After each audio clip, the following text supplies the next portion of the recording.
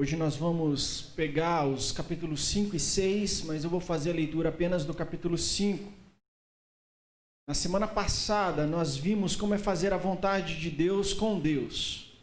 Estabelecemos o contraste entre dois momentos na vida de Moisés.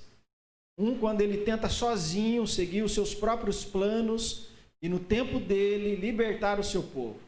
Nós vimos como isso não deu certo. Trouxe muitas dificuldades para Moisés. O outro momento, 40 anos mais tarde, quando Moisés segue as orientações de Deus, o tempo de Deus, os métodos de Deus. Falamos que fazer a vontade de Deus com Deus produz a bênção daqueles que são autoridades sobre nós. Os nossos líderes espirituais nos enviam em paz, os nossos chefes entendem os nossos propósitos, a nossa família reconhece que é Deus que está nos conduzindo. E melhor, nossas preocupações, elas vão se dissolvendo à medida em que seguimos a direção de Deus. Além disso, o Senhor coloca irmãos ao nosso lado para nos ajudar e apoiar, e aqueles a quem vamos ministrar reconhecem que o Senhor nos enviou. Mas eu não queria que você pensasse que fazer a vontade de Deus com Deus é só rosas e tudo maravilhas. Muitas vezes fazer a vontade de Deus nos coloca em apuros, produz nas pessoas desconfiança, muitas vezes atrai a fúria dos inimigos sobre nós. Um bom exemplo disso é o apóstolo Paulo. Enquanto ele seguia a sua vida de um destacado mestre fariseu, ele tinha prestígio, ele gozava de tranquilidade, mas quando ele decidiu parar de resistir e seguir a Jesus, a sua vida virou de cabeça para baixo. Ele passou a ser rejeitado pelos mestres judeus, ele sofreu com a desconfiança dos cristãos, ele foi perseguido por pagãos que viram na pregação de Paulo uma ameaça aos seus negócios religiosos, e ele foi preso pelos romanos. Em todo o tempo, Paulo estava no centro da vontade do Senhor, mas isso não significou para ele vida mansa e próspera. Pelo contrário, ele nos dá um breve relato daquilo que ele passou em 2 Coríntios, no capítulo 11, quando ele vai dizer lá a partir do versículo 23, ele diz assim: trabalhei muito mais, fui encarcerado mais vezes, fui açoitado mais severamente e exposto à morte repetidas vezes.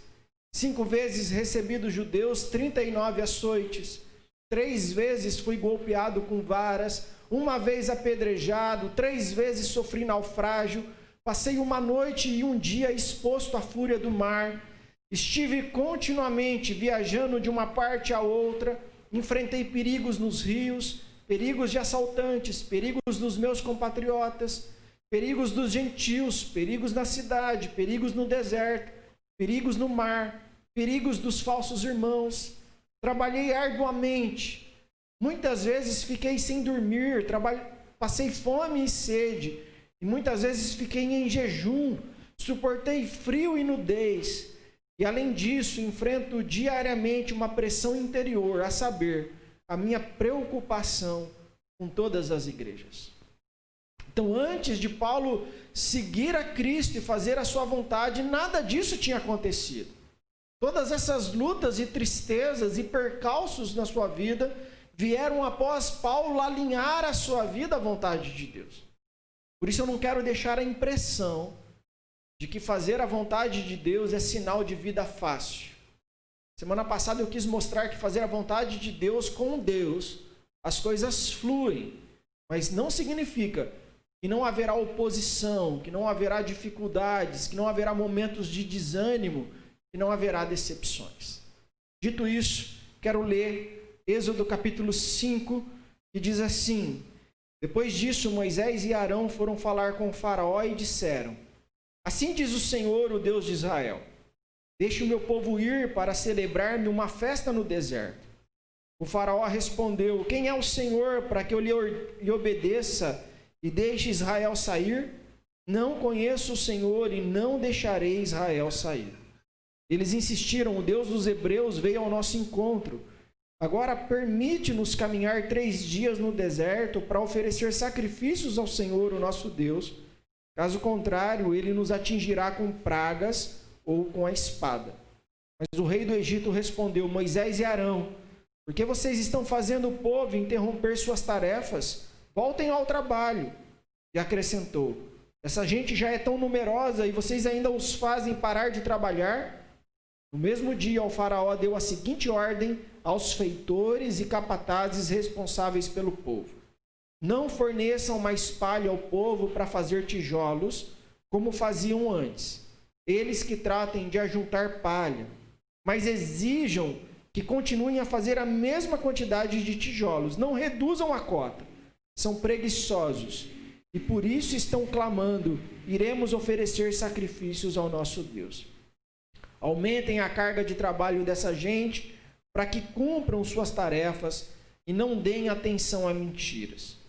Os feitores e os capatazes foram dizer ao povo: assim diz o faraó, já não darei palha a vocês. Saiam e recolham-na onde puderem achá-la, pois o trabalho de vocês em nada será reduzido. O povo então espalhou-se por todo o Egito, a fim de ajuntar restolho em lugar da palha. Enquanto isso, os feitores os pressionavam, dizendo: completem a mesma tarefa diária que foi exigida de vocês quando tinham palha. Os capatazes israelitas, indicados pelos feitores do faraó, eram espancados e interrogados: por que não completaram ontem e hoje a mesma cota de tijolos dos dias anteriores? Então os capatazes israelitas foram apelar para o faraó: por que tratas os teus servos dessa maneira? Nós, teus servos, não recebemos palha e contudo nos dizem: façam tijolos. Os teus servos têm sido espancados, mas a culpa é do teu próprio povo. Respondeu o faraó: preguiçosos é o que vocês são, preguiçosos. Por isso ainda andam dizendo: iremos oferecer sacrifícios ao Senhor. Agora voltem ao trabalho.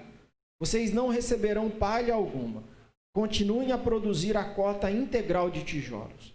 Os capatazes israelitas se viram em dificuldades quando lhes disseram que não poderiam reduzir a quantidade de tijolos exigida a cada dia. Ao saírem da presença do faraó, encontraram-se com Moisés e Arão, que estavam à espera deles, e lhes disseram: o Senhor os examine e os julgue.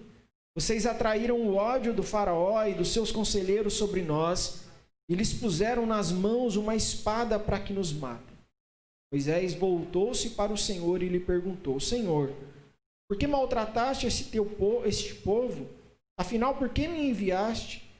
Desde que me dirigi ao faraó para falar em teu nome, ele tem maltratado este povo, e tu de modo algum libertaste o teu povo.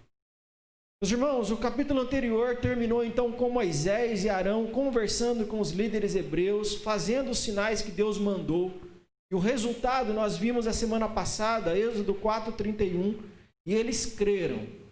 Quando o povo soube que o Senhor decidira a vir em auxílio deles e tinha visto a sua opressão, curvou-se em adoração.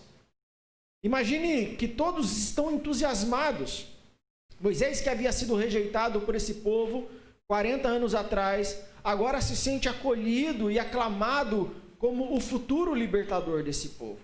O povo que se sentia abandonado por Deus e cansado do trabalho escravo, agora se sente especial novamente e vislumbra a volta para a sua terra. Todos estão comemorando, todos estão eufóricos. Os judeus fazem um churrasco para celebrar. E agora Moisés precisa comunicar tudo isso ao faraó. E todos acham que isso vai ser rápido, que o faraó vai ser convencido e vai deixar o povo de Israel ir embora para Canaã. Mas não vai ser assim. E Deus já havia dito que não seria assim. Esse vai ser apenas o primeiro round. Veja o capítulo 5, versículo 1. Depois disso, Moisés e Arão foram falar com o faraó e disseram: assim diz o Senhor, o Deus de Israel: deixe o meu povo ir para celebrar-me uma festa no deserto. Deixa eu destacar algumas coisas aqui. Primeiro, a maneira como Moisés e Arão se apresentam ao faraó não leva em conta a posição que o faraó ocupava. Geralmente, quando você se apresenta diante de um rei, você usa um vocabulário apropriado para um monarca. Você diz assim: ó rei, tu, o Senhor, majestade. Por exemplo, Daniel, quando ele vai falar com Nabucodonosor, ele diz assim: ó rei, tu vives para sempre. É uma forma apropriada de se dirigir a uma autoridade. Mas Moisés deixa os protocolos de lado. Talvez ainda cheio da adrenalina do encontro com os líderes do povo, Moisés quer terminar o trabalho rápido e usa a fórmula profética dizendo: assim diz o Senhor. Em outras palavras, ele estava dizendo: vamos direto ao assunto. Deus mandou te dizer. Em segundo lugar, embora em português pareça que Moisés está fazendo um pedido para o faraó, no hebraico está claro que não é um pedido, é uma ordem. Ele está dizendo: assim diz o Senhor, mande embora o meu povo. Deus está te mandando, mande embora o povo dele. Moisés chegou deixando claro que o faraó é o inimigo e que Deus é o seu adversário. E talvez Moisés pensasse: agora vai acontecer. Deus vai fazer alguns milagres agora e o faraó vai impedi-los, ou o faraó não vai conseguir impedir o meu povo de ir embora, os hebreus de ir embora. Mas não aconteceu o que ele esperava. Deixa eu te perguntar uma coisa. Você já teve momentos de grande euforia, porque você teve uma ideia, porque você tinha uma proposta, e você está empolgado, mas quando você conta para o sócio, quando você fala com o patrão, quando você compartilha com a esposa, quando você comunica para os pais, que você recebe um balde de água fria? Eu já passei por algumas situações assim, principalmente na igreja.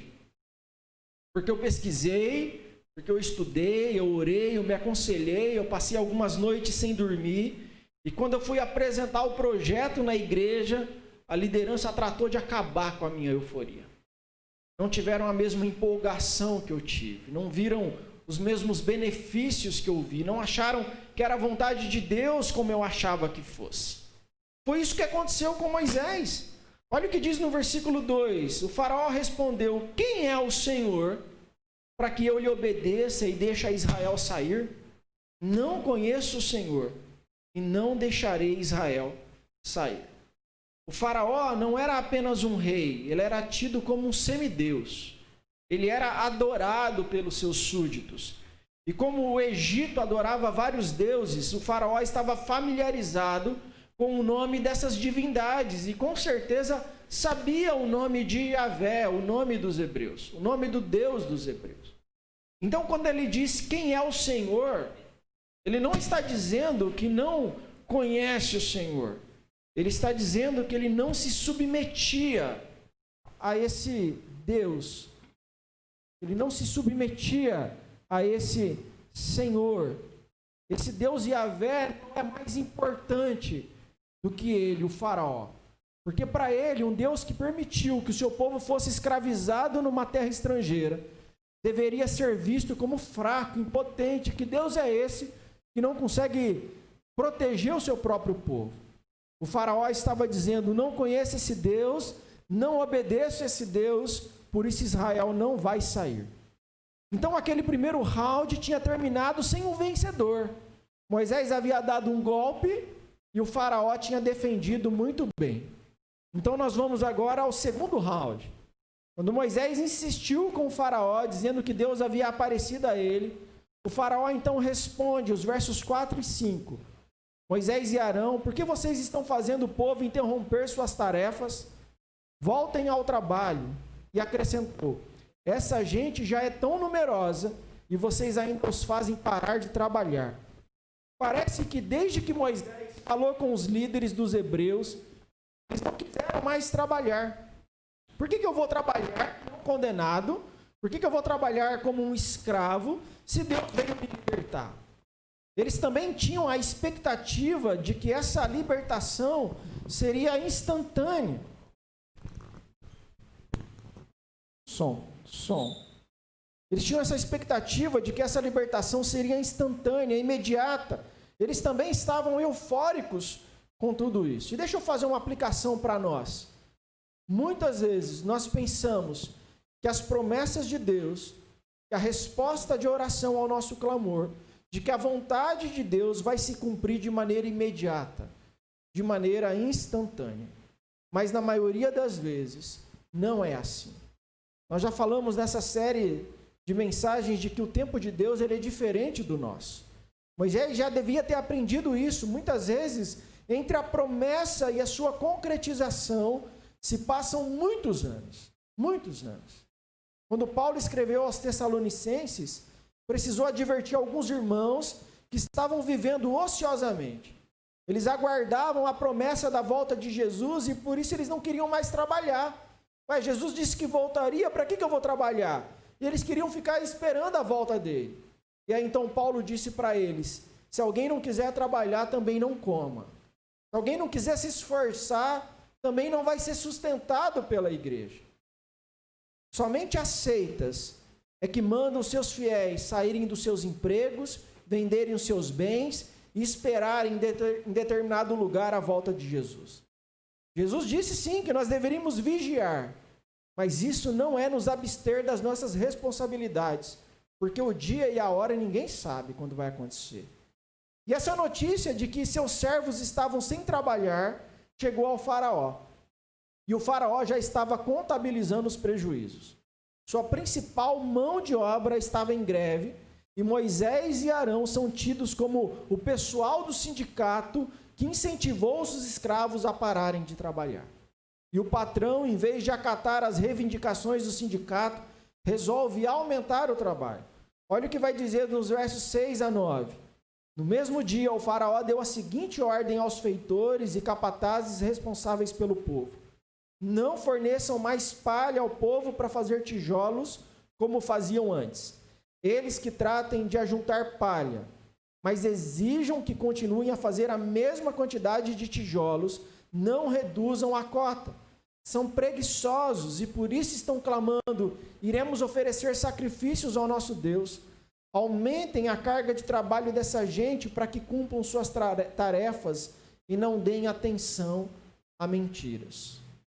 Os hebreus já estavam em regime de escravidão, eles já estavam gemendo com a quantidade de trabalho, e agora o faraó mandou aumentar a carga de trabalho. Então os capatazes foram dar a notícia para os hebreus, e a tarefa que passaram a enfrentar não era apenas mais difícil, era impossível. Era impossível, ninguém poderia realizar a produção que o faraó estava exigindo. Dessa forma, os capatazes eram espancados porque não conseguiam fazer os hebreus fabricar a mesma cota de tijolos. O segundo round terminava com uma pequena vantagem do faraó, porque agora os hebreus estavam em maiores dificuldades do que antes. Vejamos então o terceiro round. O que nós temos em diante é uma série de apelos. O primeiro apelo foi feito pelos capatazes ao faraó. Os versos de 15 a 17 dizem assim: então os capatazes israelitas foram apelar para o faraó: por que tratas os teus servos dessa maneira? Não se fornecem a nós, teus servos, a palha, e contudo nos dizem: façam tijolos. Os teus servos têm sido espancados, mas a culpa é do teu próprio povo. Respondeu o faraó: preguiçosos é o que vocês são, preguiçosos. Por isso andam dizendo: iremos oferecer sacrifícios ao Senhor. Os supervisores do trabalho, que estavam sendo então açoitados porque o povo não conseguia cumprir a cota diária, foram tentar um acordo com o faraó e descobriram que a razão do faraó ter aumentado a carga de trabalho era porque Moisés e Arão tinham estado com o rei. Então eles saíram da presença do faraó dizendo: foi Moisés, foi Arão, é por causa de alguma coisa que eles falaram com o faraó e nós é que recebemos o castigo. Esse foi o primeiro apelo, o apelo dos capatazes. O segundo apelo foi feito pelos capatazes a Moisés e Arão. Está lá nos versos 20 e 21. Ao saírem da presença do faraó, encontraram-se com Moisés e Arão, que estavam à espera deles. E lhes disseram: o Senhor os examine e os julgue. Vocês atraíram o ódio do faraó e dos seus conselheiros sobre nós, e lhes puseram nas mãos uma espada para que nos matem. No original fizeste o nosso cheiro repelente diante do faraó. Os supervisores estavam responsabilizando Moisés e Arão pelas dificuldades que eles estavam enfrentando. E isso vai se repetir, na verdade, por cerca de 40 anos no deserto. Moisés estava sendo apenas treinado nisso. Moisés não poderia acreditar. Aonde que ele havia errado? Ele havia confiado em Deus. Ele ficou diante do faraó. Ele repetiu quase que palavra por palavra o que Deus lhe ordenou a dizer. Disse as palavras certas, na hora certa, da maneira certa. E agora, tudo mais parece sair do eixo. O povo que ele desejava ajudar o amaldiçoava por aumentar suas dificuldades e angústia. A incompreensão é algo que fere profundamente. Você talvez já tenha passado por isso. Fez as coisas certas, da maneira certa, mas alguém entendeu mal. Interpretou seus atos ou suas palavras de maneira equivocada. Talvez você tenha sido mal compreendido pelo seu chefe, por um amigo, por um parente, um irmão, até mesmo a esposa ou o marido. 40 anos antes, diante de uma situação parecida de incompreensão, Moisés fugiu para Midian. E ele não quer ter que fazer isso novamente. Porque ele sabe que fugir não resolve o problema. Portanto, há duas opções ainda. Havia a opção de tentar se explicar diante do povo, mas ele não faz isso. A outra opção, talvez a única opção razoável, ele se volta para Deus. É o terceiro apelo dele, está nos versos 22 a 23. Moisés voltou-se para o Senhor e perguntou: Senhor, por que maltrataste a este povo? Afinal, por que me enviaste? Desde que me dirigi ao faraó para falar em teu nome, ele tem maltratado a este povo, e tu de modo algum libertaste o teu povo. Moisés faz aqui o que nós devemos fazer quando as coisas ficam difíceis. Ele levou o seu fardo diante do Senhor e falou com ele honestamente sobre a situação. Fica claro que Moisés estava decepcionado. Ele diz sinceramente duas coisas. Ele diz: estão me culpando pelo sofrimento ter aumentado, mas a culpa é do Senhor. Eu não tenho nada a ver com isso.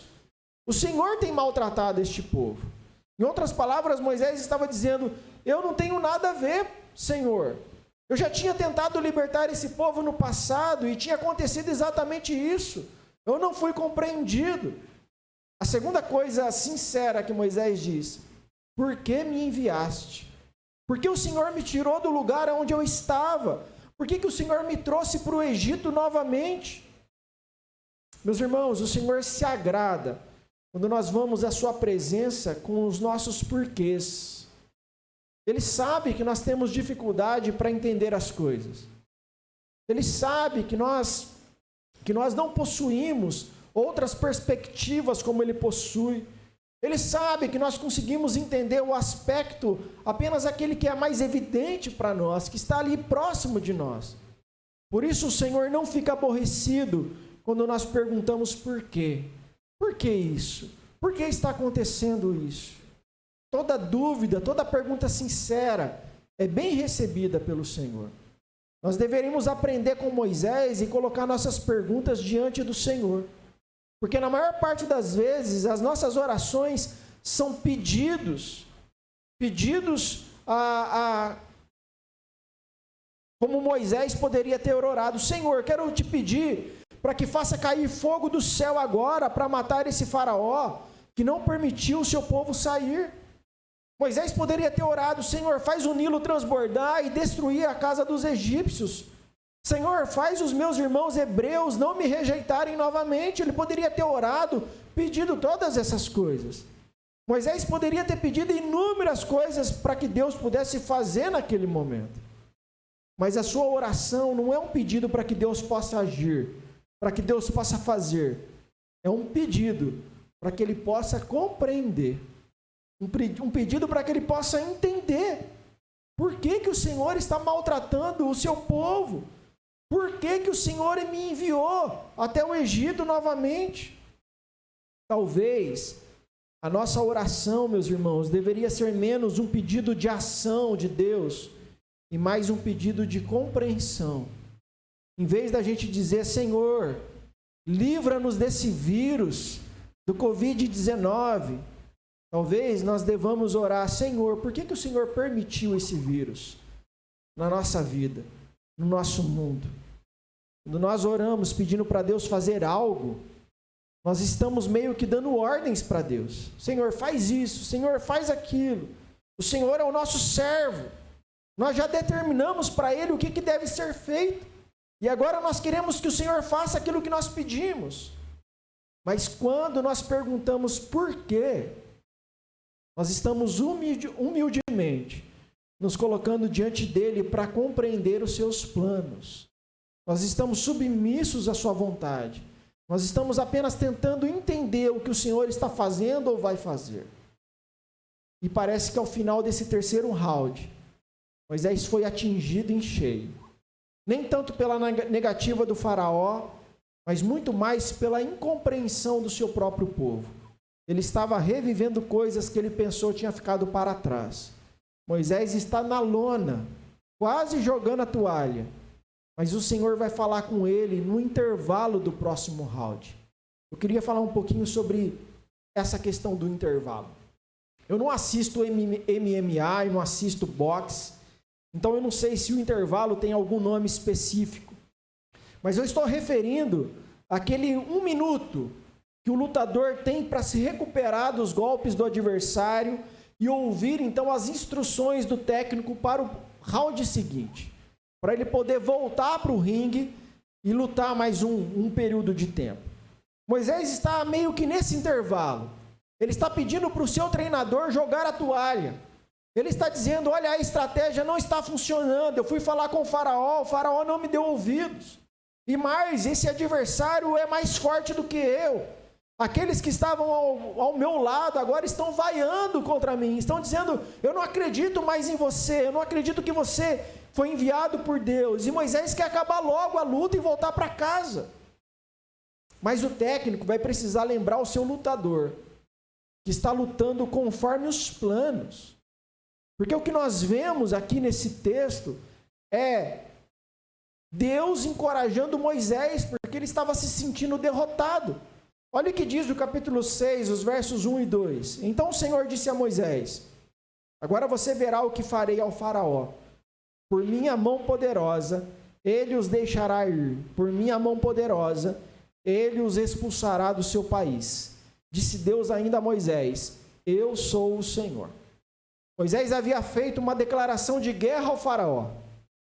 Mas o faraó não se intimidou e fez uma declaração de guerra ao Senhor. E agora, o Senhor vai mostrar quem é Yahvé, o Deus dos israelitas. E nesse capítulo vai aparecer 5 vezes a expressão eu sou o Senhor. Nos versículos 2, 6, 7, 8 e 29.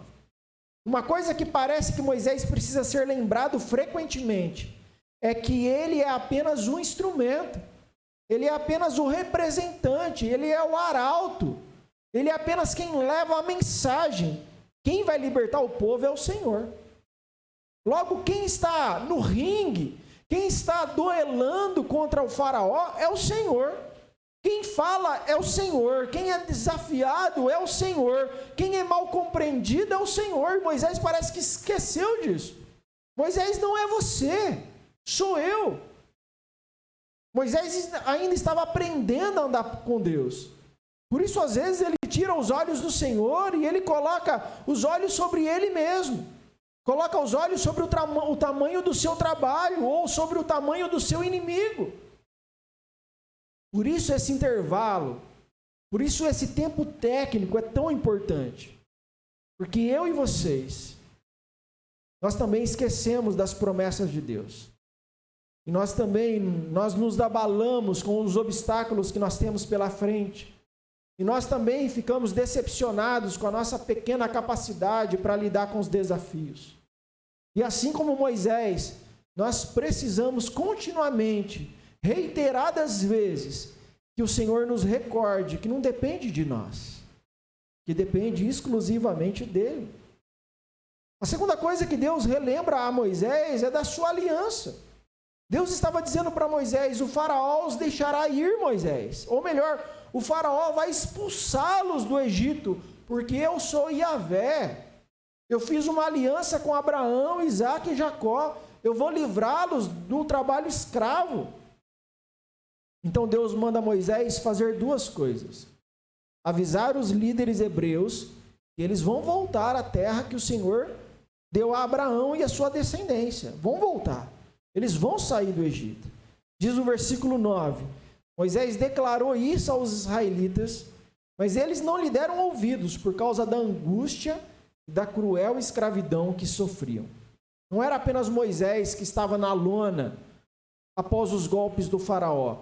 Todo o povo tinha sido atingido e estava caído no ringue, só esperando o juiz contar até 10 para dar a luta por encerrada e decretar a vitória do faraó. Mas a segunda coisa, a segunda tarefa que o Senhor dá a Moisés é se apresentar novamente diante do faraó. Diz lá o versículo 12. Moisés responde: se os israelitas não me dão ouvidos, como me ouvirá o faraó? Ainda mais que não tenho facilidade para falar. No texto bíblico nós temos então um parêntese com uma genealogia, e novamente Moisés repetindo no último verso do capítulo a mesma desculpa que fez aqui no versículo 12. A terceira coisa que Deus relembra a Moisés é que ele não teria que lutar. O Senhor iria lutar. 8 vezes nesse capítulo, o Senhor recorda a Moisés de que o Senhor é quem iria agir. Capítulo 6, versículo 1. Agora você verá o que farei ao faraó. Versículo 6. Eu os livrarei do trabalho imposto pelos egípcios. Ainda no versículo 6. Eu os libertarei da escravidão. Ainda no versículo 6. Eu os resgatarei com braço forte e com poderosos atos de justiça. Versículo 7. Eu os farei meu povo. Versículo 7. Serei o Deus de vocês. Versículo 8. Eu os farei entrar na terra. Versículo 8. Eu a darei a vocês como propriedade. Eu destaquei as palavras que apontam para a obra do Senhor. Nesses versículos aparece: farei, livrarei, libertarei, resgatarei, serei e darei. Você se lembra daquela palavra do Senhor para o rei Josafá, quando ele se viu cercado pelos inimigos, e o Senhor disse para ele assim: a batalha não é de vocês, mas de Deus. O Senhor está dizendo a mesma coisa para Moisés. Moisés, por que você está preocupado? Não é você que está no ringue, sou eu. Você é apenas o meu mensageiro, você é apenas o meu instrumento. Como nós iremos observar, o Moisés que volta para o próximo round tem uma postura muito mais confiante, mais consciente de quem é Deus, de quem é que está nessa batalha, de que é o Senhor que está à frente, de que é o Senhor que está guerreando e não ele. Eu queria dizer que o nosso intervalo é geralmente a celebração do domingo. Na minha vida e na sua vida, quando a gente se reúne para adorar a Deus no domingo, esse é o nosso intervalo. O dia do Senhor é o tempo que Deus separou para o seu povo descansar, para o seu povo recarregar as baterias, para o seu povo alinhar novamente as suas prioridades, redefinir as suas expectativas e ser encorajado diante dos desafios que tem pela frente. Mas, infelizmente, muitos cristãos não levam a sério a celebração no domingo. E depois eles não entendem por que eles estão derrotados, por que eles estão caídos no ringue diante de um adversário que eles acham ser invencível.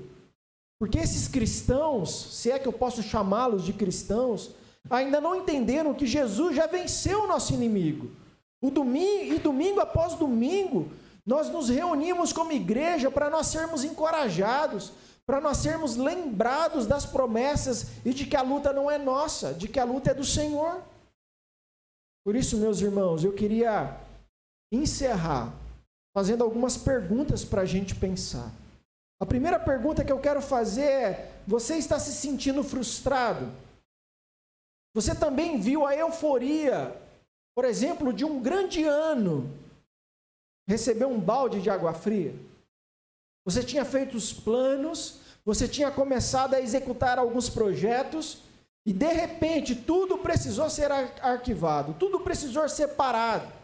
A sua expectativa era grande e agora o que sobrou foi uma frustração enorme. É assim que está com você? Esse tipo de frustração, ele nos ajuda a lembrar de que nós não temos nem mesmo a nossa própria vida sob controle. Nem mesmo a nossa própria vida. Se nós formos honestos, nós saberemos que não temos controle sobre nada. Absolutamente nada. E um vírus pode mudar o mundo de cabeça para baixo. Essa é a única certeza que a gente tem. Que a gente possa aprender a ser humildes. E se o Senhor não estiver à frente, a gente não vai para lugar algum. Essa é a grande verdade. Mas a segunda pergunta que eu quero fazer é: você não consegue compreender tudo o que está acontecendo? Por que essas perdas estão acontecendo? Por que essas privações? Por que essas dificuldades? Por que a gente está separado um do outro? Por que a gente não pode se reunir novamente no templo? Meus irmãos, aprenda a levar os seus porquês até Deus. Em vez de ficar só pedindo, faz isso, Senhor, me dá aquilo, me ajuda nisso. Comece a perguntar, por quê? Por que o Senhor não abençoou isso? Por que o Senhor não abriu essa porta? Por quê? Deus adora ouvir uma pergunta sincera. E talvez a resposta dele à sua pergunta seja: porque você está precisando de um intervalo, você está precisando de um tempo técnico, você está precisando dar uma parada para reavaliar algumas coisas na sua vida. É por isso que aconteceu isso. É por isso que você está em casa sem trabalhar. É por isso que você está em casa sem estudar. É por isso que você está em casa sem ter momentos de lazer, porque você precisa colocar algumas coisas em ordem. Por isso a minha última pergunta para você é: você está aproveitando bem o seu intervalo? Você está aproveitando bem essa parada? Porque Deus quer usar esse tempo para te encorajar diante dos desafios que você está enfrentando ou ainda vai enfrentar. Deus quer que esse tempo de quarentena para você possa se recordar das promessas de Deus. E principalmente Deus quer te lembrar que Ele já venceu. Que Ele já venceu. Naquele ringue estava o nosso adversário, o diabo. Mas o outro no ringue não era eu, não era você, era Jesus. Jesus estava no ringue. E ele se levantou dentre os mortos, vencendo a morte, vencendo o diabo e vencendo o mundo. E essa vitória é a nossa vitória. Por isso hoje nós não precisamos lutar, nós precisamos confiar. Largue a luta, largue a batalha, coloque isso nas mãos de Deus. Nós precisamos aprender a entregar nossas lutas a Ele. E nossa parte é descansar nas promessas dEle. A celebração de domingo é para isso, meus irmãos. Nos lembrar que nessa luta já foi decretada a vitória. Se você ainda se sente como um derrotado, talvez seja porque você não tem valorizado o culto de domingo. O nosso encontro aos domingos é o intervalo dos rounds, é o momento em que nós ouvimos a instrução do nosso treinador e como ele venceu. Se nós seguirmos os seus passos, nós também iremos vencer. Por isso, não se esqueça dessas 3 lições.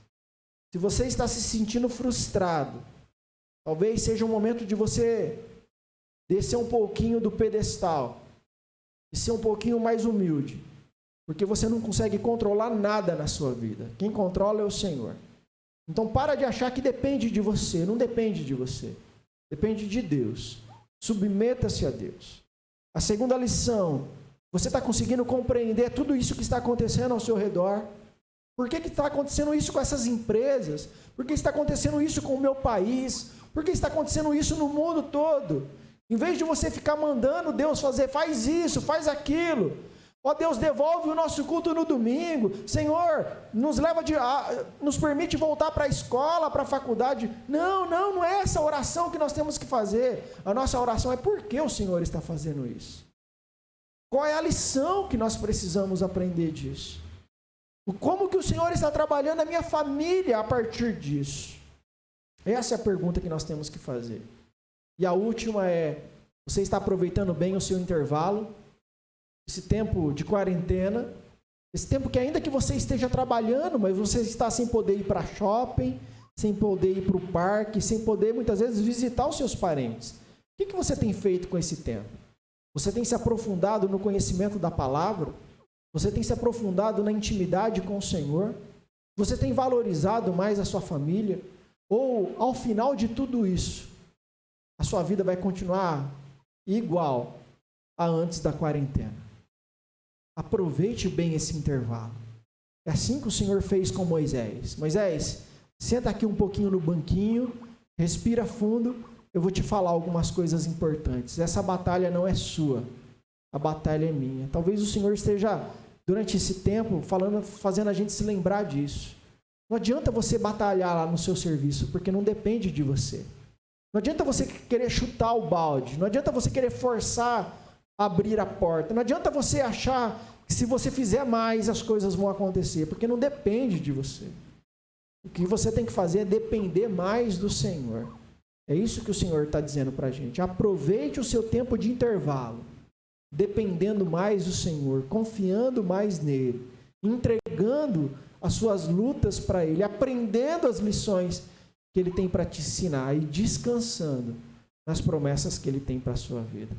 Por isso que o Senhor possa nos abençoar e que a gente, assim como Moisés, possamos voltar para a batalha, cheios de confiança, porque o Senhor venceu, nós também venceremos. Amém?